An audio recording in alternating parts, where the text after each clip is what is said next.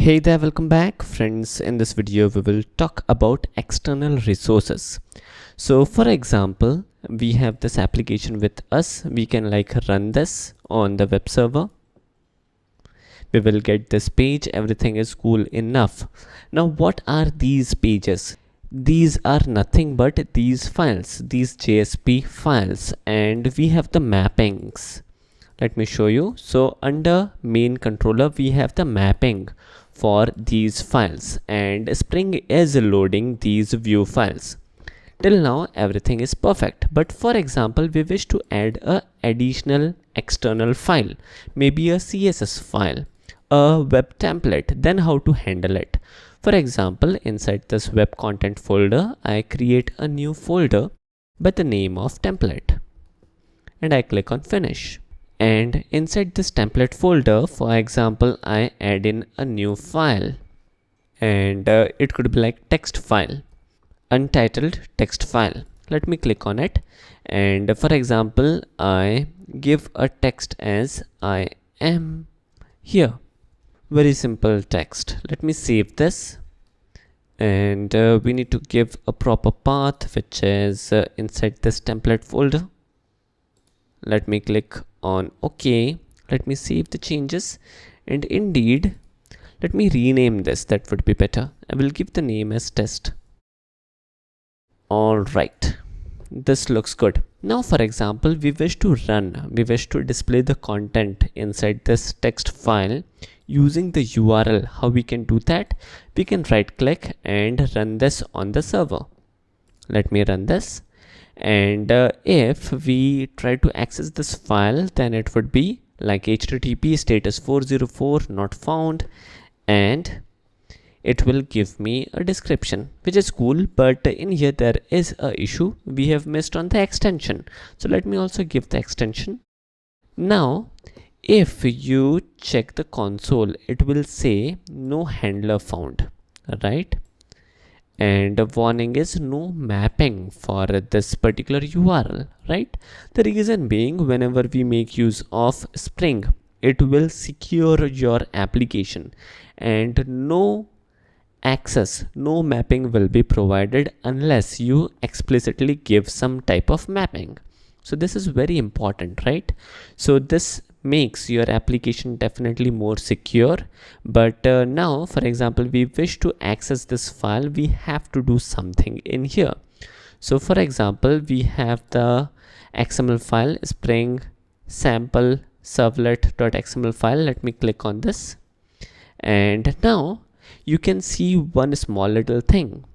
As soon as we open this file, there are like couple of more options in here, like source, namespaces, overview, beans, and context. And this is because of a Spring IDE plugin. For example, in here I wish to create a new Spring configuration file. This is possible now. In here, if I navigate in here, we have this option of Spring Bean configuration file. So this is what? This is nothing but a sample file. Let me create a sample file.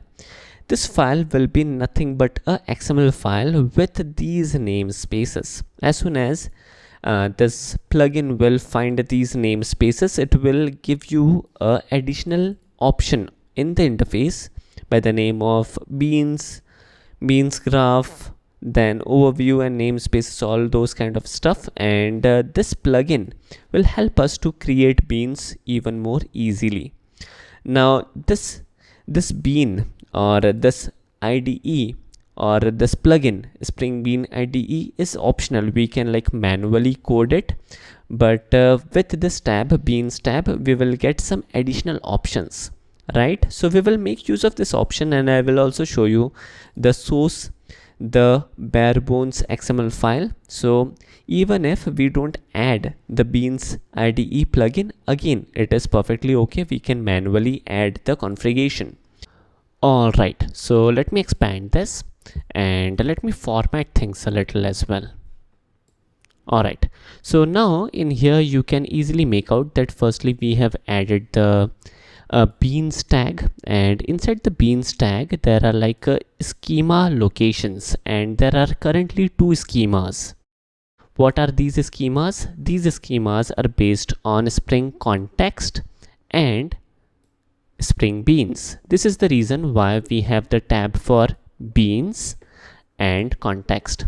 Now when we make use of a MVC pattern, there is a yet another namespace which we have to use. Now in these kind of scenario, this plugin is useful. For example, in here we wish to add the namespace of MVC, so we can use this tab namespaces and select this option MVC. Okay, and as soon as we do this, we have this option of MVC now. This is cool. And if I show you the source, the plugin has added this additional schema now, this particular schema. So this is nice and this is handy, and this is why we may choose to use this plugin. Alright, now moving forward, let us move forward and check couple of more things.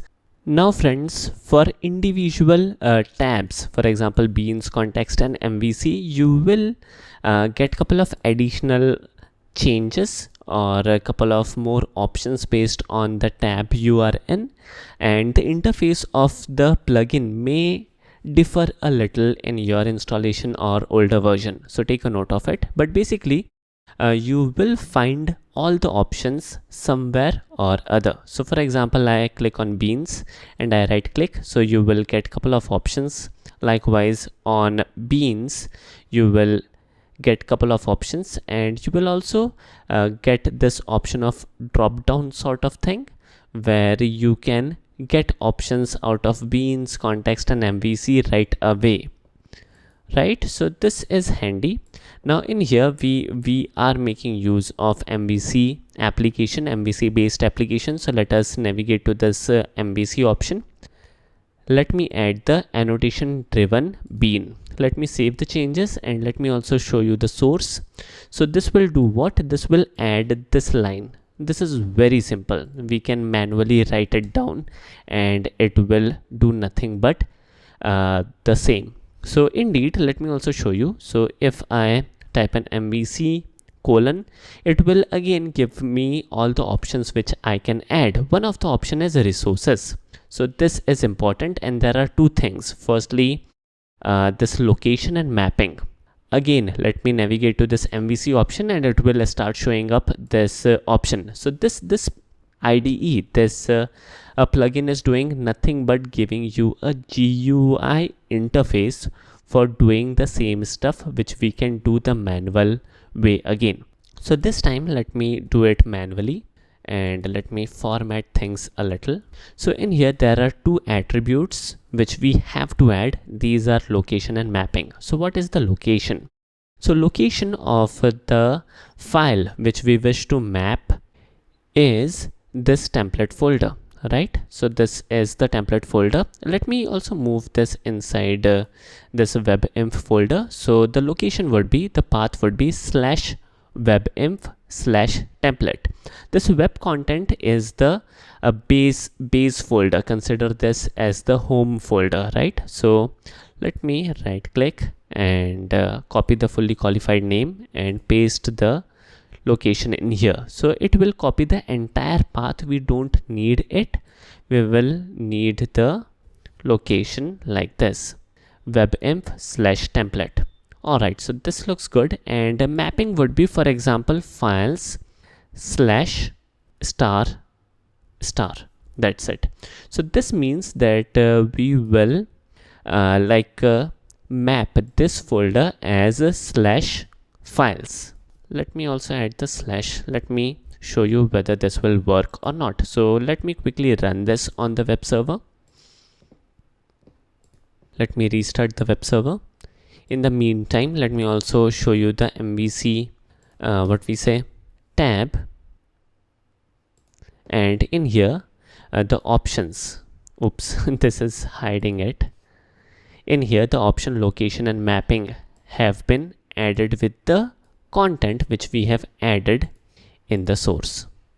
So this plugin is doing nothing but helping us to configure the XML file using the GUI interface, and that's it. So in here we have added these two options which are nothing but the attribute values for this tag. Alright, now finally we have this, but now for example we wish to access this file which is test.txt. Then we can do what? We can simply type in files/test.txt, and it is showing us some kind of error. Let me check what's going wrong. Alright, the issue why we were not able to access the file is very simple. We have missed a slash in here. So let me add the slash in here, and let me republish this particular application. Let me refresh, and it is still not showing up. Strange, huh? Let me restart the application.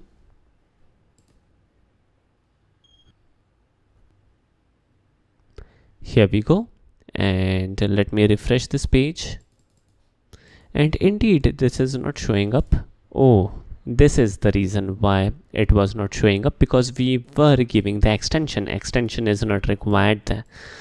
Silly mistake though. Alright, so now we are able to display the content easily, and in our next video we will add a very simple like CSS file into our application, and we will try to use it into our JSP file, right? So that would be interesting. I hope you guys enjoyed this video. Thanks for watching. Have a nice day and take care.